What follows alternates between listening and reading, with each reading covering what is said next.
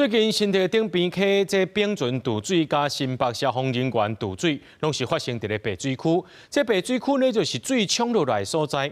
专家也提醒讲，因为这水冲落来看起来有真侪气泡，就是说就算有穿这救生衫，也无一定会浮起来。上好是唔通过去。民众除了爱有这自救的机卡、安全装备，判断水域环境敢有安全，这也是真重要的。好，我数到3就扔了哦，3。将囡仔牙关关拼出去，互囡仔用自救机卡对水母球转做向天球，倒来岸边。张景宏当期咧教水能的自救机卡，伊表示，这几年民众的安全意识有增加，较愿意来上这款课。不过，当年抓人也是有真侪人生水出意外。张景宏认为，要生水进前，除了爱有安全装备，嘛要了解会晓收水，甲会晓自救是无共款的代志。是如果你真的不小心掉到水里面的话，你要学会在一个踩不到底、没有蛙镜的情况下要怎么游泳。其实自救已经是你意外落水之后要能够撑到人家来救你的最后一环。抓人是生水的季节，最近袂少所在发生渡水的意外。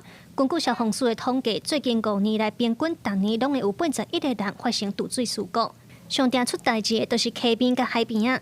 最近新北消防员渡水是发生伫咧白水区，有专家表示，若看到水能这款白白有真侪泡的所在，就代表水能的泡力真细，就算讲有穿救生衣，嘛无一定浮会起来。伊甲水无共款，水是有浮力的，但是因为内底掺杂了足侪空气的时阵，你要浮起来是足困难的。啊，因为迄个区域吼，可能会有翻滚的流，会像洗衫机安尼夹。啊，所以你若直入去迄个流内底吼，你无一定是通成功的逃脱这个区域。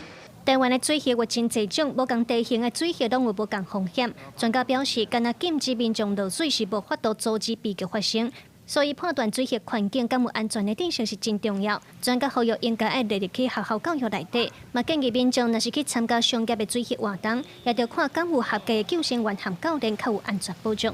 记者卢尚祖、郑俊尧台北报道。